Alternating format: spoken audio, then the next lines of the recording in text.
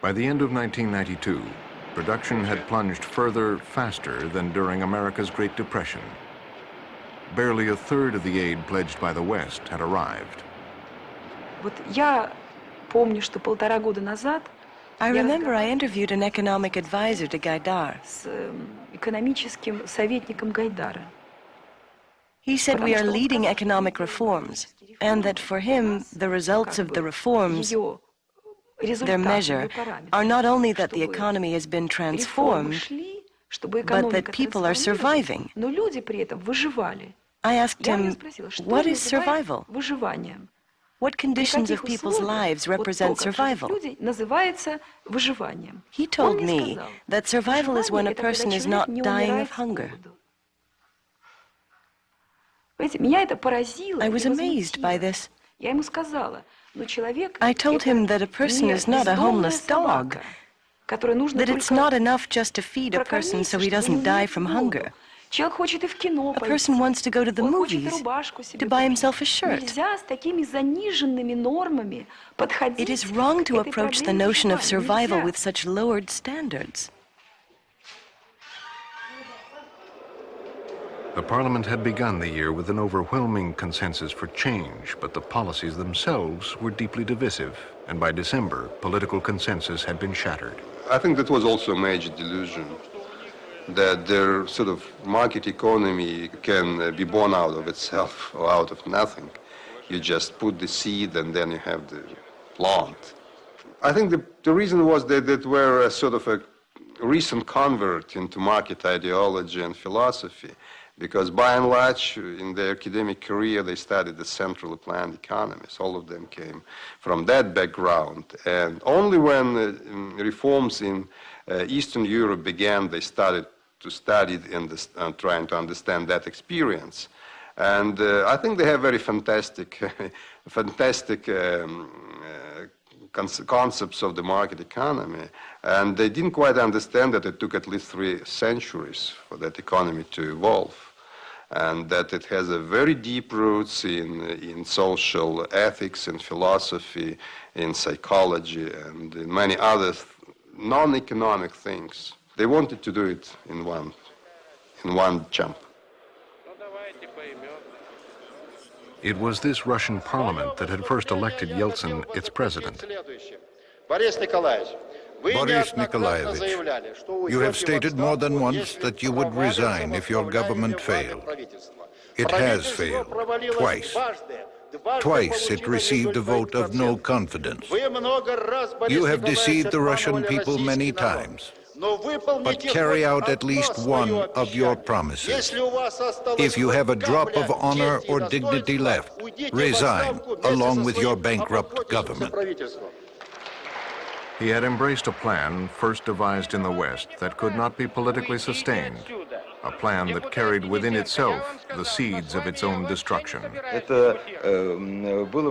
They seemed to be thinking in abstractions, like the totalitarian epoch, when the ruler was the embodiment of the state, like during the Middle Ages, when you had princes and kings. But when you're in a democratic country, everything depends on the electorate. And these people did not understand that. I think they still don't understand their own dependence on the voters, that their fate depends on what kind of life is going to be lived in the country they themselves are constructing. Industrial and agricultural lobbies, more than the people's pain, would coalesce into a powerful opposition, and the government would begin to lurch from crisis to crisis.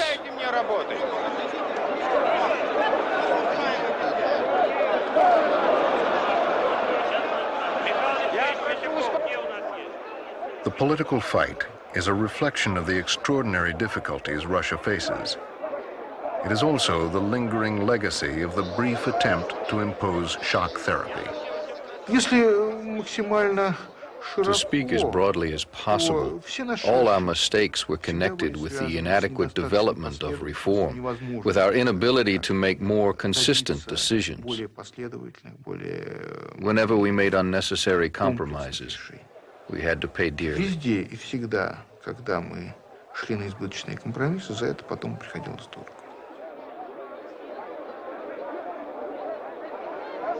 Yeltsin would spend most of this December Congress in back rooms bargaining for votes.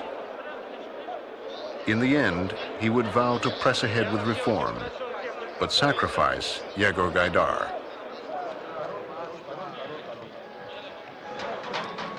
In just 1 year, Russia had been unmistakably changed.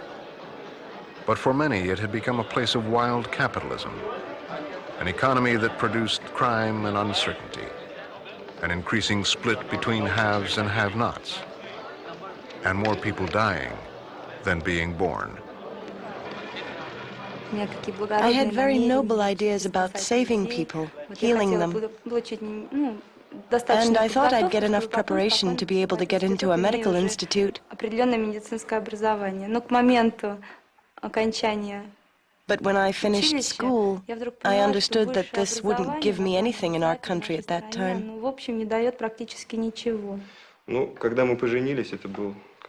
When we got married, it was 1990.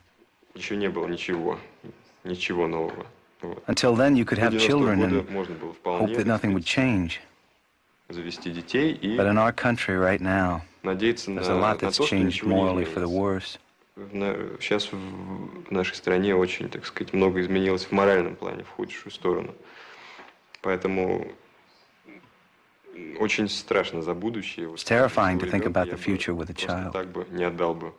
Потому что, насколько я заметила, в России in Russia, everything becomes distorted. Everything happens in a way other than it's supposed to. Есть у него какое-то, ну, действительно извращенное понятие. Все происходит не так, как Everything turns out horribly. каким-то окольным путем и каким-то совершенно жутким. Вот. И It's some kind of это nightmare. просто действительно какой-то кошмар.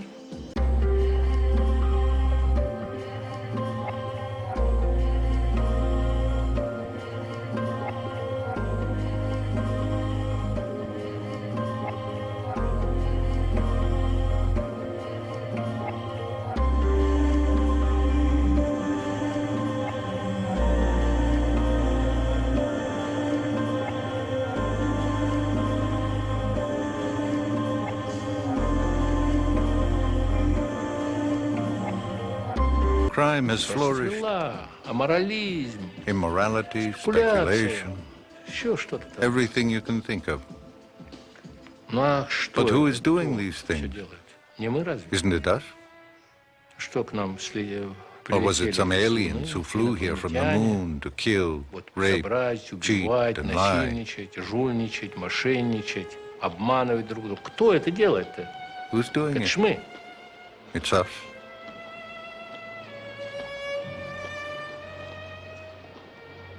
The struggle for Russia will continue after a short break. And now the conclusion to the struggle for Russia. January 1993. There's a new joke in Moscow. What has 1 year of capitalism in Russia achieved that 70 years of communists couldn't? It's made communism look good.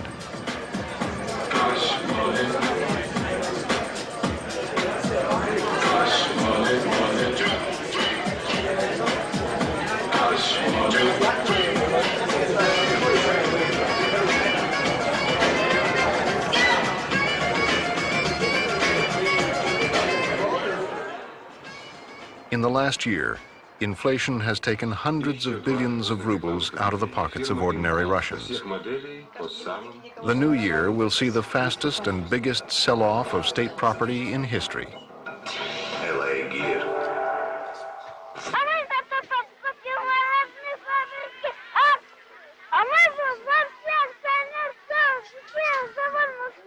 It is a sale that is underwritten, in part, by the West. A sale that is sold to the Russian population in American-produced commercials.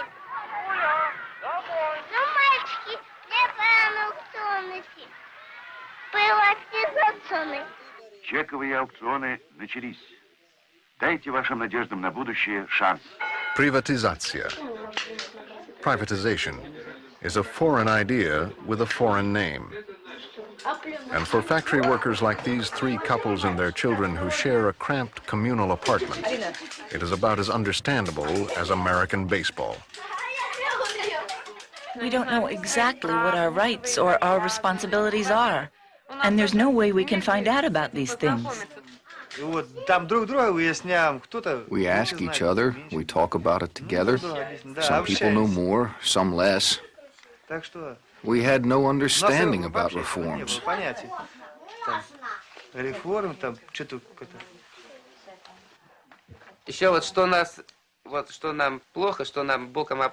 What we really lack is knowledge.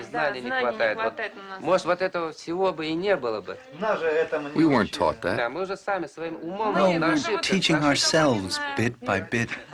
There are no guarantees. There are no guarantees. Next door to the workers' dormitory is wallpaper factory number 1. Like nearly 10,000 other state-owned companies, it has been declared by the government to be a stockholding corporation, the first step in privatization. In theory, workers as well as managers of these new joint stock companies were given shares. The factory here has been profitable, a monopoly producing something consumers want.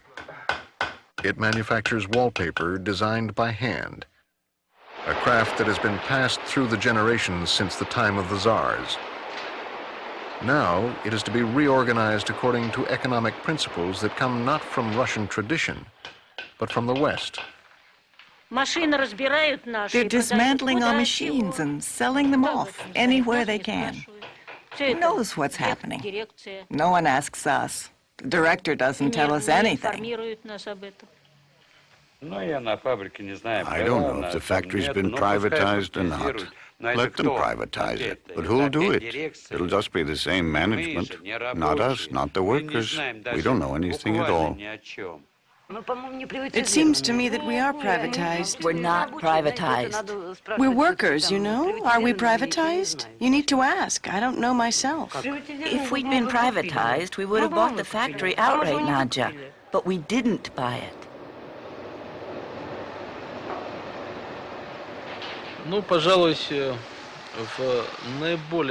The directors of the state enterprises are in the most privileged position. They're told by the state, do what you want to do. The state will no longer control you. Privatize as quickly as you can. We don't care how you do it or what will happen to your company. And everywhere, the directors today are opportunists. The state has basically thrown its property to fate.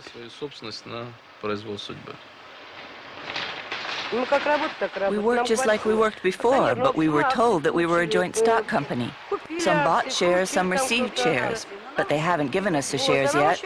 We haven't seen them with our own eyes. We don't even know what they look like. That's why things happened as they have. How can the director buy the factory? With what? It means he robbed someone. Many factory directors make their money by looting the state enterprise of raw materials and machinery, reselling at market prices, and pocketing the difference. Privatizatsiya is a new Russian word. Prikhvatizat, to grab, is an old one. Grabbitization is privatization in the interest of the nomenclatura and the bureaucracy. That's what grabbitization is. It's when, under the guise of forming a joint stock company, state property is pilfered for the benefit and use of management.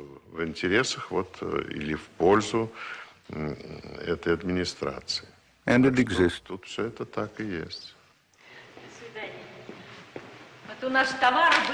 All this was filled with goods. Now there's nothing. Are there enterprises that do that try to sell assets and then divert resources away from the enterprise to the manager's personal interests and so on? I think that some of that unquestionably happens. I think that there are a couple of things to realize about that. Number one is they don't sell these resources nowhere. They usually sell them to private entrepreneurs who might in fact have a reasonably good use of these resources. So from the point of view of the welfare of the country, it might not be such a terrible thing. The theory is that if state property goes to those whose goal is profit, they will rehabilitate Russia's industrial carcass. In practice, it often means, as at the wallpaper factory, that the director buys new equipment for a new company, using profits that the shareholders in the old company think are theirs. By the time Boris Yeltsin appeared here for an American-style photo op, workers had begun to realize that their company was being used as a cash cow for the director's other ventures. Within weeks, they would rebel, and in a desperate attempt to keep their jobs, lock the director out. They now work by day and guard the factory at night. If only our government would help us. I ask our government to intercede on our behalf. Yeltsin, anyone. God grant that someone hear me and help our factory so we don't have to put up with these general directors anymore. We'll do it until we win. We should win. God will help us. He exists. Official statistics claim that more than half of Russia's workforce now toils in the newly emerging private sector. But those numbers do not reveal the reality of what is happening in many different companies. Today, engineers from a joint stock company turn to us for help. They are from the Central Institute of Standard Planning. It makes the standard plans for buildings and enterprises. The case is very simple, even primitive. 5 years ago, when a new director was elected, he promised a sauna and a dacha to everyone. Now more than 400 have been fired. How can it be? A year ago, this institute became a joint stock company. The workers began to ask when they were going to see their shares. And the director kicked them out and called in guards, kids in bulletproof vests, from the Stolichny Bank. It turns out that the institute has been privatized, but not to the workers, to the Stolichny Bank and some other people. So reason was pushed past the point of patience. But if bankers are going to steal shares, maybe it's time to steal from them. Citizens, if you're getting ready to privatize your company, we advise you to prepare for this carefully. It was frightening to be there, one-on-one. And you're in there without any witnesses, nothing. They could lock you up or something. So we wanted to get a court decision about how we could get our jobs back. Please be seated. Increasingly, disputes over privatized companies will end up in court. But in the rush to create a class of owners, the legal tools that would allow judges to protect the rights of workers have been left behind. We used to report company directors who violated the law to the ministries. But that's no longer possible because all enterprises have become independent. We can't tell the director, don't violate the law anymore. These things are in the Holy Scriptures. How can we tell a person every time that something's bad and he shouldn't do it? These are elementary rules of behavior.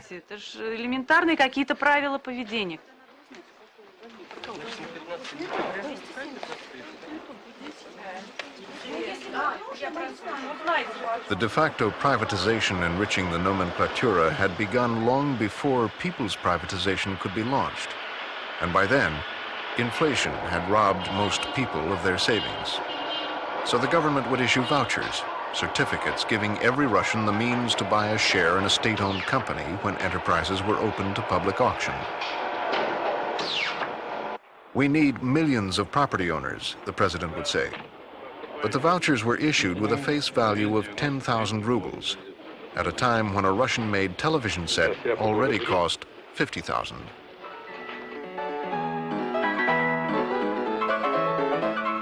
On television, Russians watch part of an $8 million public relations campaign paid for by the U.S. government. Nothing has been lost. You may invest your voucher in any city in Russia without leaving Moscow. A bus will take you from the metro station to the Moscow Auction Center. Call and come. The auction center is operated by an American accounting firm on contract to the U.S. government. Part of $86 million that will be spent helping manage the mechanics of privatization. Here are comparative characteristics. When you see there are a small number of shares, then you can assume that they will split. Privatization officials measure success simply, how many companies and how fast. But the Russians who oversee the auction center have another point of view. Privatization is being conducted using American taxpayers' money. The process is taking away from people like myself everything I worked for all my life, everything I was proud of, like my country. They took everything away in a single moment. They question just what is being accomplished. If this is a gift from the government, then it's a small gift. If this is the way to make our economy function, it's very hard to imagine how. We, the average holders of just one voucher, run into a middleman, a person who buys up shares. Privatization is making him wealthy.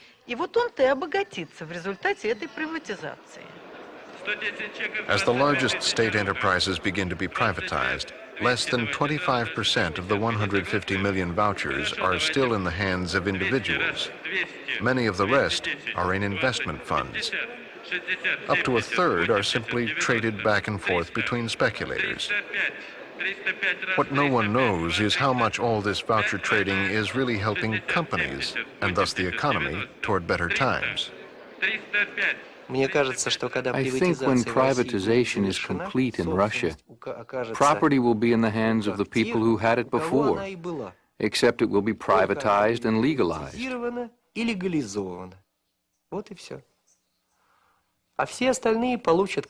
Everybody else will get only the crumbs left over.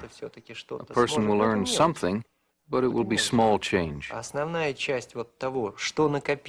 majority of what the state has accumulated will be in the hands of the nomenclatura who came to power under communism. In the grand scheme of things, it's been a reasonably clean and equitable process. That doesn't mean it's perfect, but you know, this is Russia. Many of Russia's new rich flout the law and flaunt their wealth in the finest tradition of old Russian merchants. Just 2 blocks from the Kremlin, a lavishly renovated restaurant occupies the space that was, a few months before, the women's half of the central banya. Public bathhouses, banyas, are another time-honored Russian tradition, a part of its communal past, and privatizing them is specifically prohibited. It's just incredible that they've opened a hard currency restaurant there instead of a banya. Who decides that? Not me, not him, not him. It's the city authorities. Either from the city or from the district. It's a paradox. They think they're not profitable. People still want to go to banyas, so they should make it pleasant for people. Public property is not subject to privatization. This public property has been around for 400 years.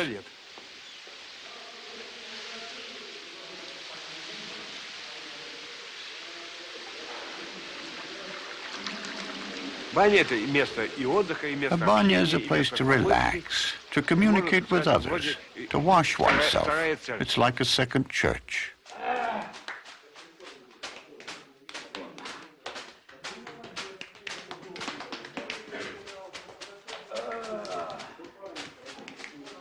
People in the banya change. As soon as they're undressed, they all become equal.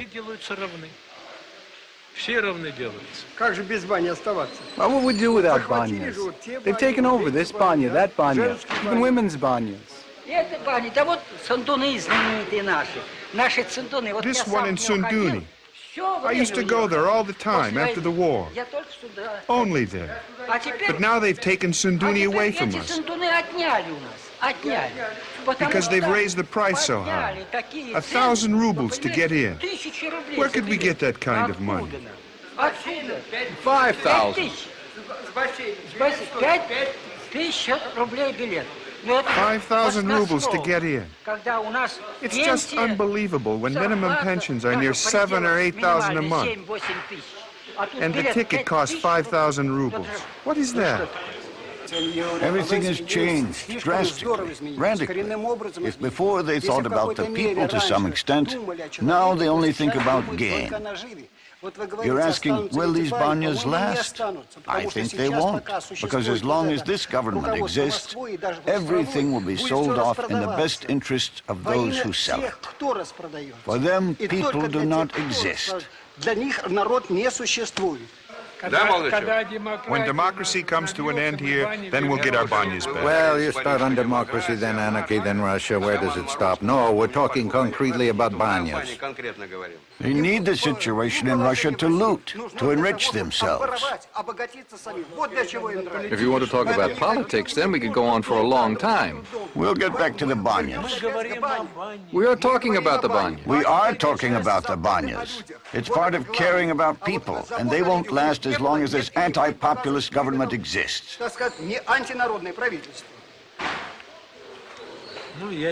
I don't understand him. If people's trust is the capital needed to sustain a constituency for change, much of it is being squandered.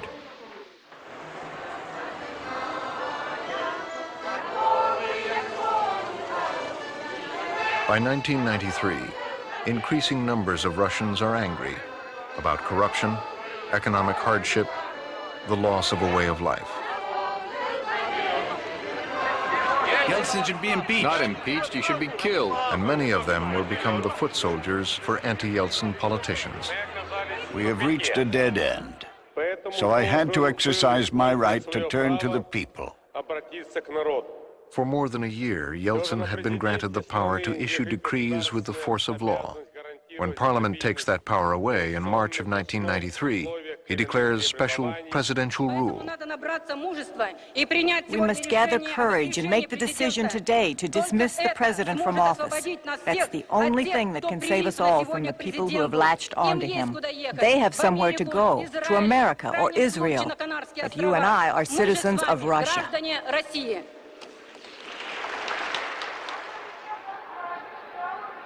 While the question of impeachment rages inside the Kremlin, defenders of the two sides gather in Red Square, on opposite sides of Lenin's tomb.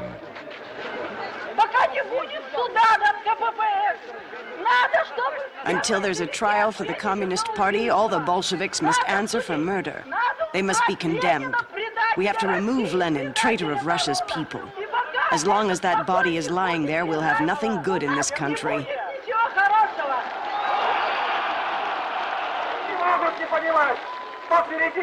Russia is at a crossroads. One road leads to enslavement by transnational American capital.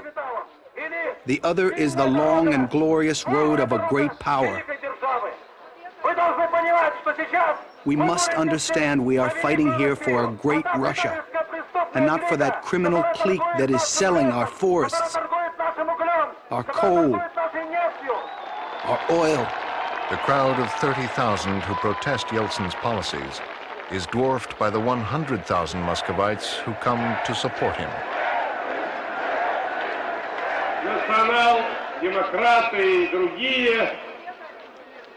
The nationalists and the rest of the has-beens are, of course, using everything within their means to eliminate Yeltsin.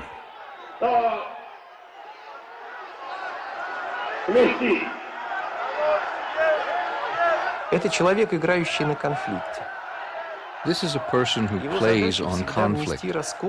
His task is always to create a schism in society, to separate his supporters from his opponents. Россия, она Russia by nature, or maybe by its communist experience, has a tendency towards maximalism. It's not used to an evolutionary way of development. Our entire political mentality has been trained for constant battle, an irreconcilable battle. We have to find an enemy and overcome it. Yeltsin's enemies include two men who stood with him during the August coup, Parliament Speaker Khasbulatov and Vice President Lutskoy. Together, the two will build an opposition that increasingly relies on communists and nationalists for support.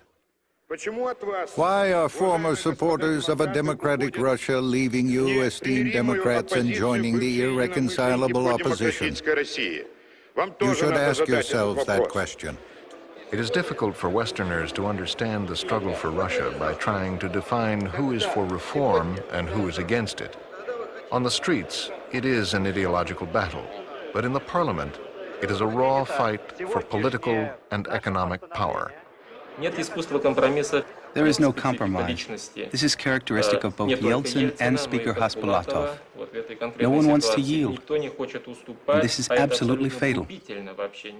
We cannot have any kind of economic reforms. We can't rely on pushing society forward when you have to beat down everybody who does not agree with you. It is a kind of neo-Bolshevism. You laugh, but I am sad. Right against left, left against right, back and forth. Some things must be sacred here, though there's little left.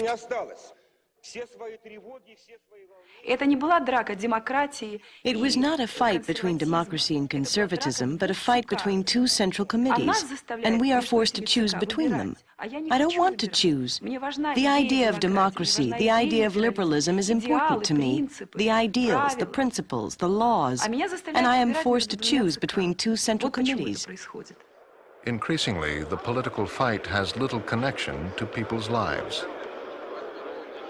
I'm infinitely irritated by this Russian character of seeking compromise, then beating each other black and blue all over again.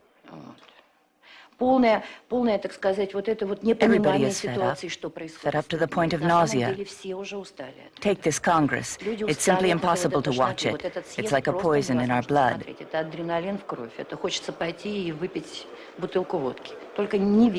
You want to go and drink a bottle of vodka just so you don't have to watch it anymore. The president barely escapes the vote to impeach, and he backs away from presidential rule. But he wins agreement to call a referendum on his policies, and that will postpone any collision for at least 4 more weeks. The people will be asked 4 questions: support for Yeltsin, support for his economic reforms, early elections for president and for parliament. The new pro-Yeltsin rallying cry, "Da, da, niet da," is sold with the help of American PR. Less than 2 weeks before the vote, it is question number 2 that worries Yeltsin's government the most. In unpublished American polls, support for the economic reforms is losing by 15 points. A significant part of the population has lost a great deal as a result of these reforms, has become poorer. It's not whether they've become poorer in the strictly physical sense. Before, too, very many were poor. But now no one knows what the future will bring. Still, life goes on. The natural things occur. People fall in love, get married, have children, laugh. People live their lives. On April 25th, the Russian people will voice a commitment to change that is still stronger than nostalgia for the past. Yeltsin himself wins the support of almost 60% of the voters. It will be interpreted as an overwhelming victory, not only for the president, but for his policies. What no one knows is that behind the scenes, more than $1 million in private Western money has been spent in political marketing to ensure that question 2 passes. It does, but barely. Russians remain ambivalent. I'm anti-communist, but I'm not for democracy. This isn't democracy. It's shitocracy. May 1st, a scant 6 days later, the day on which communists had once celebrated their solidarity, nationalist leaders provoked their supporters into a confrontation with police.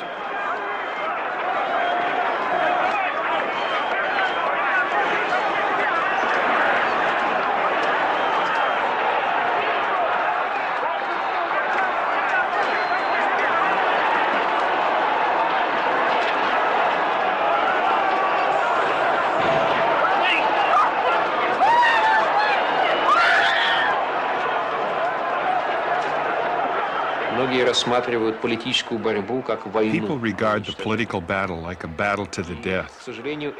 This sows the seeds of a prolonged and fatal confrontation. It's like a ticking time bomb, not only for politicians currently in power, but for Russian democracy itself.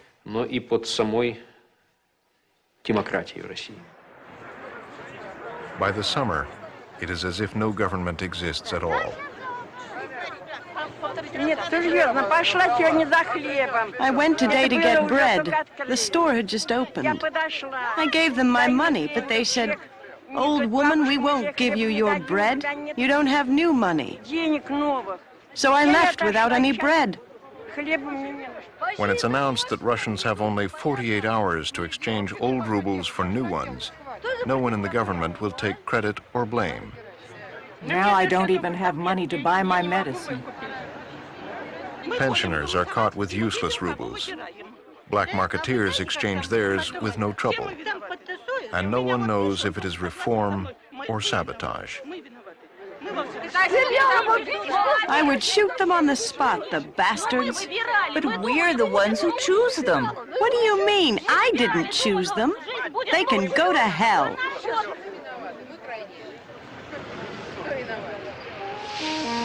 What Russians seem to want most is a respite from the political wars.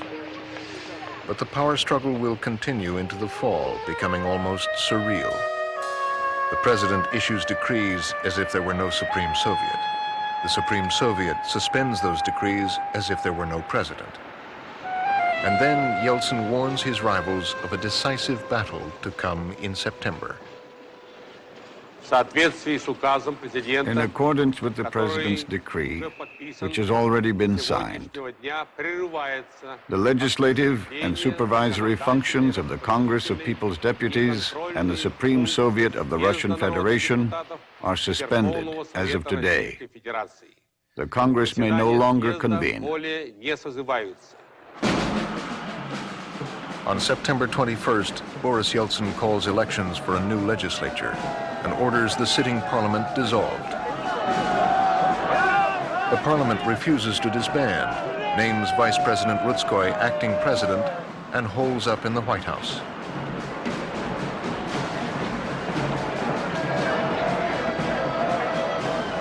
For 12 days, the threats and accusations escalate. Yeltsin cuts the building's telephones and electricity. The parliament begins to arm. Riot police are ordered to keep supporters at bay.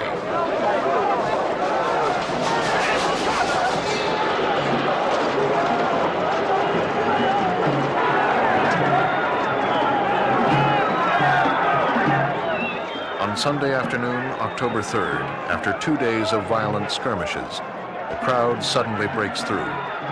Rutskoy does the unthinkable. He incites the throng to armed revolt. Young men, able-bodied men, we are now forming detachments. We must take the mayor's office and the television station today.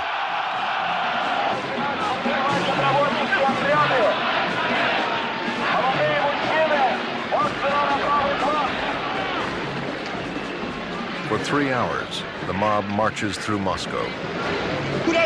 Where are you going? To take the television station. No one stops them.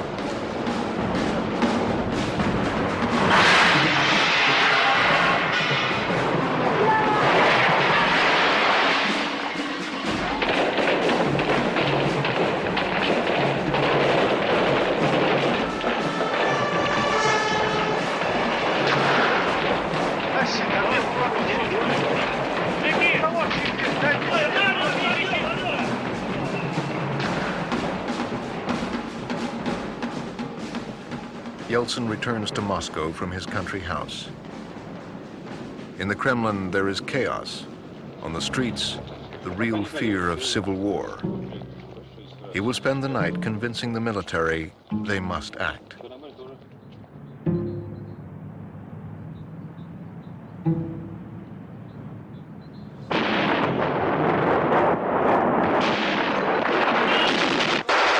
The president's tanks will reduce to a charred hulk the same White House he had once stood on another tank to defend. I entreat military comrades, whoever hears me, come immediately to the aid of the parliament.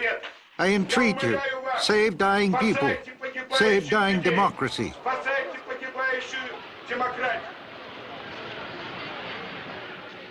The very fact that reforms were radical, very rapid, that was a shock thing. I think it played a very major role in producing the basis for this sharp political conflict, which led to the bloodshed and the tanks shooting on the parliament. And, you know, it's a problem how that type of systemic reform of totalitarian society and democratic political mechanism can be combined, whether they can exist together at this critical stage or not. That's a very serious and very large questions, looming very large in the minds of many people now in this country. And the parliament became a sort of megaphone, political megaphone for all this pain, for all this disillusion, for all this resistance, for all this hatred. By official count, 146 people have died. The word democracy already sounds so much like a swear word here because the Democrats themselves turned out to be so undemocratic, made so many mistakes, poured so much fury and hatred onto one another. To imagine that the parliament that's to be elected will be able to agree within itself, will be constructive, will resolve problems, is very difficult.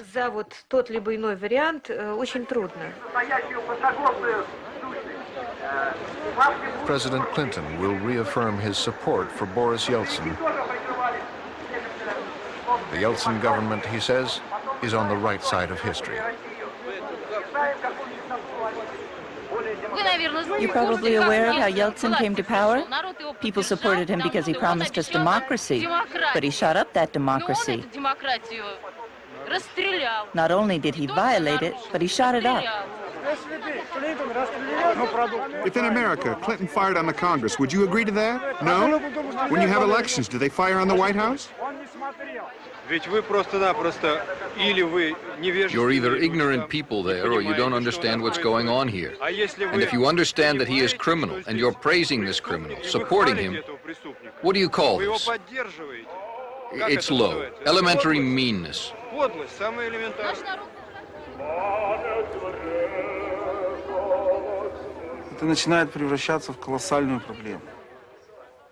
Maybe a critical mass has been reached of humiliation, a feeling of inferiority, and that could lead to very serious consequences. It will pave the way for what has been called a politics of loss. There will be one united Russia. I'll bring order. I'll restore the borders of the Russian state within the bounds of what there was. Nothing new. We won't seize Hungary, but what we had before the October Revolution on September 1st, 1917, including Finland. We won't seize it, we will liberate it.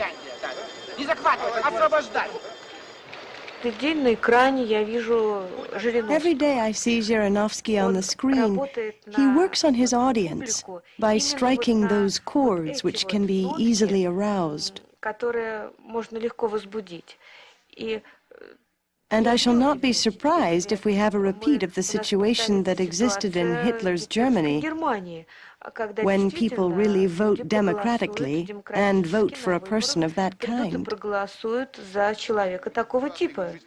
The leading pro-government party, Russia's Choice, is one of 13 competing in the December elections to elect a slate of candidates. It is headed by Yegor Gaidar. I will always have this image in mind when I talk of the manageability of our reforms. I'm sitting behind the wheel of a car, but someone else is controlling the gas and brake pedals, and a third person has the ignition key. Of course, one could easily take offense at this situation, start to cry, quit, and say, deal with it yourself.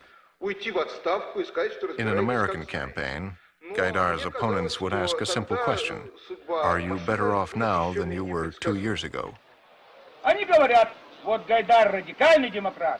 They say Gaidar is a radical Democrat. He is for a different economy.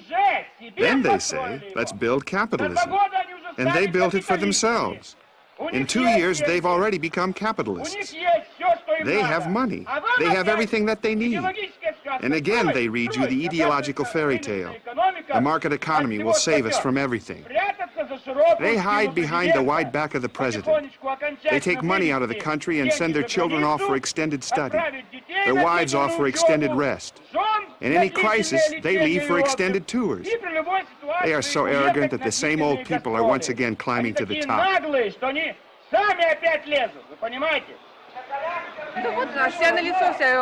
His program speaks for itself. Substantial renewal of the way of life, improvement of the people's situation. We are living on the edge from kopeck to kopeck. What kind of life is this? What's your occupation? I am an engineer economist. If voters want to know what kind of future they are going to face, President Yeltsin will provide no answers. He stays out of the parliamentary campaign and out of sight. Defending the government's policies will fall to the candidates of Russia's choice, like Sergei Kovalyov, number 2 on the party slate, and Vasily Selyunin, an economist. Elections had been called quickly to give pro-government forces the advantage, but they were as unprepared as the other parties to run a blitz campaign across a country of 150 million people. You know, I am personally keeping tabs on the economy. Maybe I will astound TV viewers, but the economy is improving more or less. In 2 years of reform, yes, the standard of living has fallen. Production has decreased as well, and the total national income has also declined. But production has not decreased catastrophically. We Russians have rescued our economy. Well, let's hope that voters will appreciate this.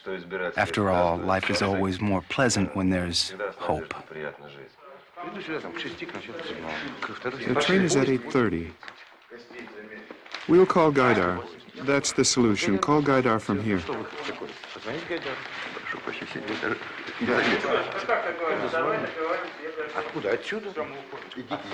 I don't have the telephone number. Then we'll call someone in Moscow at Russia's Choice and have them call Gaidar. The voters in Saratov, an industrial town on the Volga River, had given Yeltsin a solid majority in the April referendum. There are other questions. Directors of state companies, for the most part, have the opportunity to receive salaries for little effort and have their personnel take vacations at workers' expense. They ask questions they have asked since the beginning of reforms. How are they supposed to work? And who is going to gain?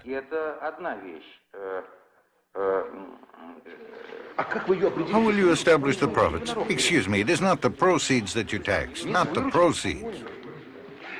You know. You can't establish the profits. My train is going to leave, excuse me. Your profits are what you've sold, minus what you spent. Excuse me very much, but think about it while you're riding on the train. Elementary. Sunday, December 12th, Election Day. 25 American observers, including former Attorney General Richard Thornburgh, will inspect polling places and interview voters, trying to verify that the Russian elections will be fair. There are complicated ballots in the parliamentary election, as well as a vote on a new constitution. For 10 days, there has been a ban on the publication of any opinion polls. One can only guess at what the day's results will be. It's difficult to say. No one particularly influenced. То есть никто на вас особого впечатления не произвел, да? That's right. А сколько вам лет? 18. Is this the first time you То есть voted? первый раз вы голосовали? Да. So this is a normal ballot for you? То есть для вас это теперь нормальный совершенно бюллетень, поскольку других не было предыдущих. In the land of the blind, the one-eyed man is king. And many voters today, when asked who made the most sharpest impression, and they, oh, Sharonovsky. One of the frequent expressions we've heard is we need order back in the country. We're looking for order and perhaps some simplicity again. Oh, it's a fascinating country, absolutely fascinating. And it's a country I've always wanted to visit, and a very complex one. 11 p.m. Sunday night. At the headquarters of Russia's choice, results of the voting have begun to be tabulated. Zhirinovsky is in second, with 17%. Yavlinsky is in third, 15%. So will the Democrats have a majority of the seats in the parliament? They'll have a majority, but not a big one. By 2 a.m., Zhirinovsky's party takes the lead in the popular vote. And the parliamentary majority the candidates here expect vanishes. Zhirinovsky? Of course I'm concerned about it. Such Democrats we are.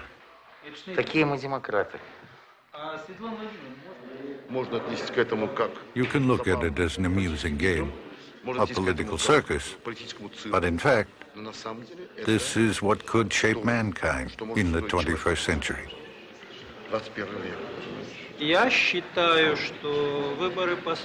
I think the elections will serve as a useful lesson for both Boris Yeltsin and for all of us. Think about the West. What should they be thinking looking at this? What would you say to them? To the West? Yeah. Watch and tremble.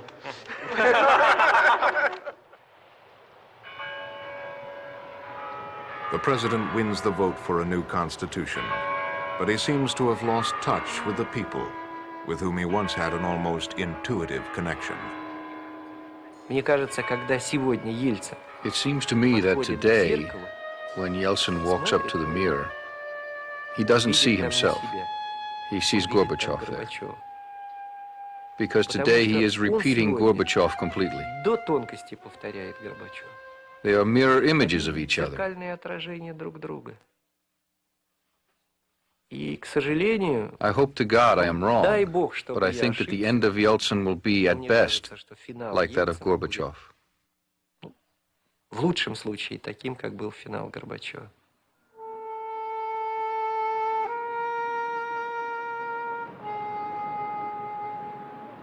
The social explosion that had so long been feared had come democratically at the polls. Only yesterday, it seems, the future was full of hope.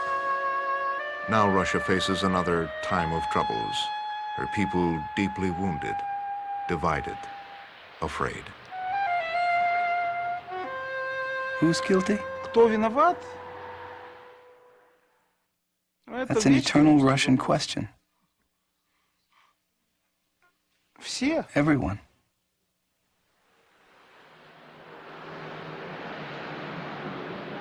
The struggle for Russia still lies ahead.